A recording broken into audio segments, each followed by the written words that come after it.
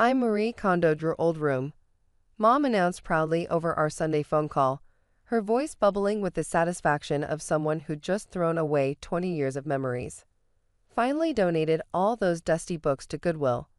The whole collection went this morning. The blood drained from my face as I realized she had no idea she'd just given away my signed first edition Harry Potter, the crown jewel of my collection worth more than her car. My name is Luna Morrison, and I'm about to tell you how my mother's cleaning spree nearly cost me my retirement fund, and how a white lie saved everything. I should explain something first. I'm not a typical book collector. I'm a rare book authenticator for Hartley's auction house, specializing in modern first editions. What started as a childhood obsession with reading had evolved into a career handling literary treasures worth millions. The irony? My expertise came from years of haunting used bookstores and estate sales with the $20 weekly allowance Mom gave me for wasting time with those old books. That signed Philosopher's Stone wasn't just valuable, it was my origin story. I'd found it at a church rummage sale when I was 12, mixed in with battered paperbacks. The elderly volunteer sold it to me for 50 cents, patting my head and saying, "Nice to see young people reading." Even at 12, I knew Rowling's signature made it special. By the time I was 30, I knew exactly how special. One of only 500 first print runs, signed at an early event, worth approximately $30,000 at current market value. But more than money, it represented everything I'd built my life around.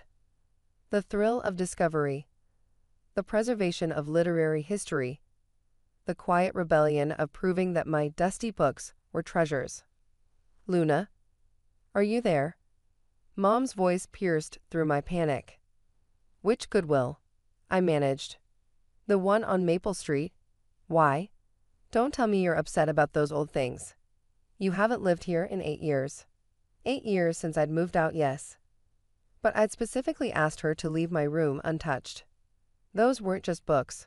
They were first editions, signed copies, rare prints I'd been collecting since childhood. My personal library, carefully curated, waiting for the day I'd have a house big enough to display them properly. "Mom, I need you to listen very carefully," I said, forcing calm into my voice. "Was there a hardcover Harry Potter in that donation?" "Blue and red cover."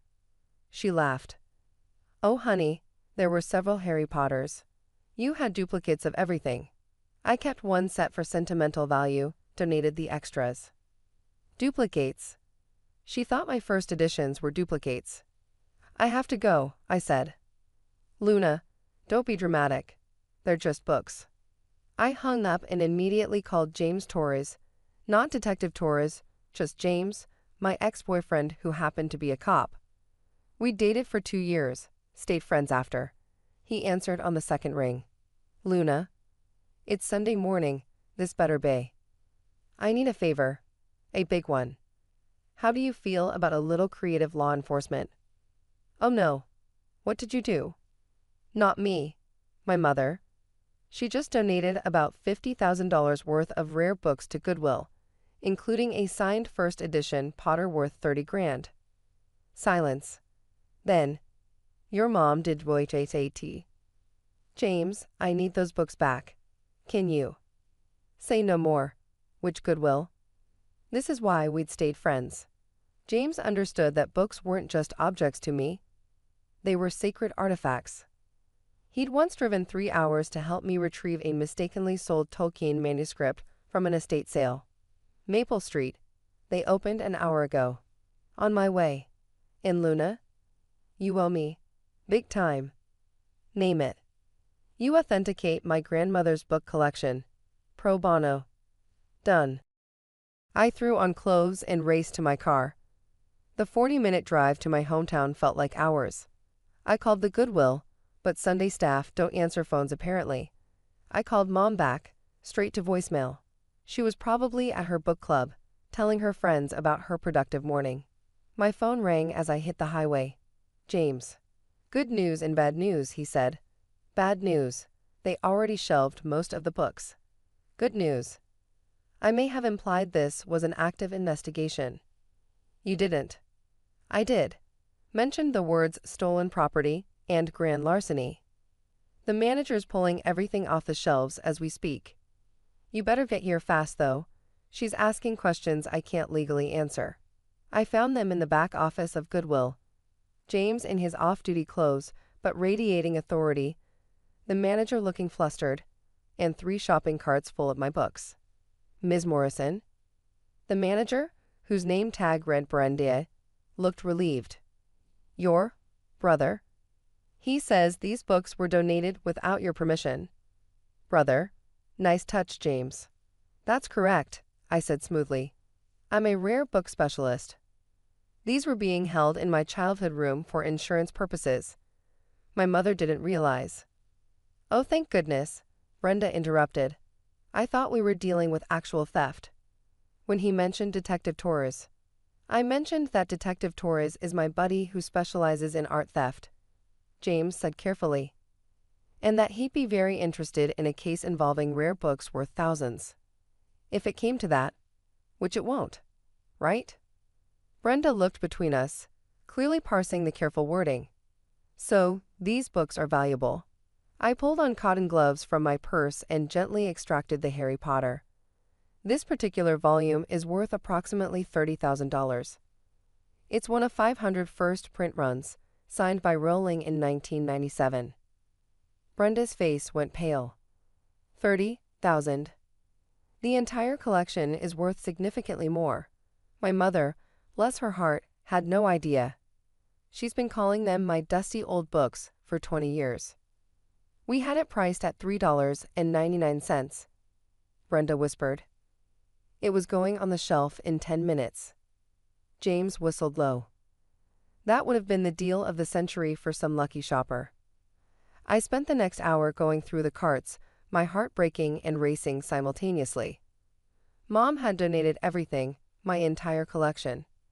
First edition Gaimans, signed Pratchett's, a rare misprint of The Hobbit, even my pristine set of original Nancy Drews. She'd given away my childhood, my career foundation, my future security. Can I take them? I asked Brenda finally. She hesitated. They were legally donated. By someone who didn't own them, James said firmly. Luna's name is in every one of these books. See? He showed her my childhood scrawl. Property of Luna Morrison, do not to huge. I suppose, if they're really yours. I'll make a donation, I said quickly. To cover the inconvenience. How does $500 sound? Brenda brightened. That would be very generous. We loaded my books into James' truck. I couldn't stop shaking, relief, anger, the terrifying nearness of catastrophe. As we transferred the last box, I noticed something. James, where did you get this uniform shirt? He was wearing a police department polo, badge clipped to the belt. He grinned sheepishly. Laundry day. It was in my gin bag. So when Brenda assumed you were on duty, I didn't correct her. Technically never said I was working. Just mentioned my buddy Detective Torres, who exists, by the way.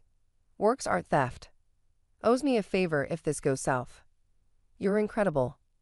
I know. Now, about my grandmother's collection. We drove back to my apartment, the books safe in his truck. I'd have to talk to Mom eventually, explain why her cleaning spree had nearly cost me thousands. But first, I needed to secure my collection properly. No more trusting childhood homes as storage facilities. My phone rang. Mom. Luna Morrison, did you send the police to Goodwill? Mrs. Patterson was there donating clothes and saw the whole thing. She said they were treating it like a crime scene. Mom. Books. All this over books. You traumatized poor Brenda. Mom, that Harry Potter you donated? It's worth $30,000. Silence. Long silence. That's not possible, she said finally. It's just a children's book. A first edition signed children's book. One of 500 in existence. My entire collection you donated is worth enough to buy a house. But I kept the nice hardcovers. You kept the Barnes and Noble reprints. You donated the first editions. More silence. Then quietly, "Oh my God. Luna, I'm so sorry. I had no idea. I thought I was helping, decluttering. I know, Mom. That's why I'm not pressing charges." Pressing charges. It's theft to donate someone else's property, even if you didn't know the value. She started crying. I felt bad. She genuinely hadn't known. But I also needed her to understand. "I got them back," I said gently. "All of them." "But Mom, those books are my career. My passion. My financial security. I need you to promise never to touch my things without asking." "I promise," she sobbed. "I'll never Marie Kondo anything again." Later that evening, James and I sat in my living room, my books safely stacked around us. I was cataloging each one, checking for damage. "All good?" he asked. "Perfect. Brenda took excellent care of them." "Good. Because I don't think I can pull that performance twice." "Thank you," I said. "Seriously. You saved my entire collection." "What are friends for? Plus, now you're authenticating Grandma's books. Fair trade." I pulled out the Harry Potter, ran my fingers over Rowling's signature. Can you imagine if someone had bought this for $3.99? They'd either never know what they had, or they'd make the news as the luckiest thrift shopper alive. "I'm putting everything in a safety deposit box tomorrow," I decided. No more storing valuables at Mom's. Smart. Although, what?